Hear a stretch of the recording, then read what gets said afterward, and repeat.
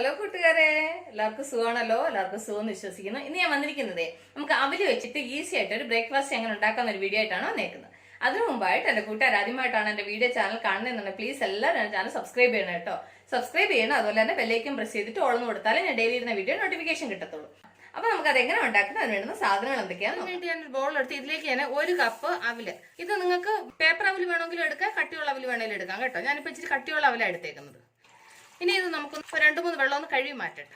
അപ്പൊ അത് കഴുകി വെള്ളം കളഞ്ഞെടുത്തു. ഇതിനി ഇവിടെ ഇരിക്കട്ടെ. പാൻ അടപ്പ വെച്ച് ഇതിലേക്ക് ഒരു 2 ടേബിൾ സ്പൂൺ നെയ്യ് നന്നായി ചൂടാകുമ്പോൾ ഇതിലേക്ക് ഒരു 3 ടേബിൾ സ്പൂൺ കപ്പലണ്ടി, അതിന്റെ കൂടെ 2 ടേബിൾ സ്പൂൺ അണ്ടിപ്പരിപ്പ്, അതിന്റെ കൂട്ടത്തിൽ 2-3 വറ്റന മുളക്, അതിന്റെ കൂടെ ഒരു 1/2 ടീസ്പൂൺ ജീരകം. ഇത് ഇത്രയും കൂടെ നന്നായിട്ടൊന്ന് ഫ്രൈ ചെയ്യണം.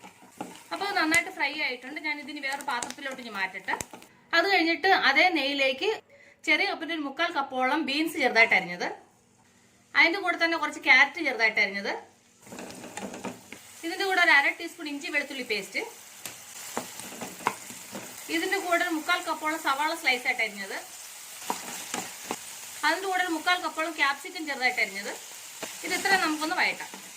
അപ്പൊ ഇത് കുറച്ച് വഴറ്റിട്ടുണ്ട്. ഇതിലേക്ക് ഒരു 1/4 കപ്പോളം തക്കാളി, അതിനുള്ള കുറച്ച് കറിവേപ്പില ചെറുതായിട്ട് അരിഞ്ഞത്. ഇത് ഇത്രയും കൂടെ നന്നായിട്ടൊന്ന് വഴറ്റാം. ഇതൊന്ന് വേവണം ഈ പച്ചക്കറി. അപ്പോൾ ഈ പച്ചക്കറി നന്നായിട്ട് വെന്തിട്ടുണ്ട്. ഇനി നമുക്ക് ഇതിലേക്ക് ഒരു 1/2 ടീസ്പൂൺ മഞ്ഞൾപ്പൊടി, 1 ടീസ്പൂൺ മുളക് പൊടി, ഇത് ഇത്രയിട്ട് നന്നായിട്ട് മിക്സ് ചെയ്യാം. എന്നിട്ട് ഇതിലേക്ക് ഞാൻ ചെറിയൊരു കപ്പിന് 1 കപ്പ് തുമരപ്പരിപ്പ് അത് വേവിച്ചത്, എന്നിട്ട് അത് മിക്സ് ചെയ്യുക. അതിൻ്റെ കൂടെ ഒരു 2 ടേബിൾ സ്പൂണ് പുളിവെള്ളം, എന്നിട്ട് ഇതും കൂടെ നന്നായിട്ടൊന്ന് മിക്സ് ചെയ്യുക. എന്നിട്ട് ഇതിലേക്ക് ആവശ്യത്തിന് വെള്ളം ഒഴിച്ചു കൊടുക്കുക. എന്നിട്ട് ഇതിലേക്ക് 1 tablespoon bisi bele bath powder, ഇല്ലെന്നുണ്ടെന്നുണ്ടെങ്കിൽ സാമ്പാർ പൊടി ഏതായാലും മതി. എന്നിട്ട് ആവശ്യത്തിന് ഉപ്പ്, എന്നിട്ട് അതിൻ്റെ കൂടെ കുറച്ച് മല്ലിയില ചെറുതായിട്ട് അരിഞ്ഞത്.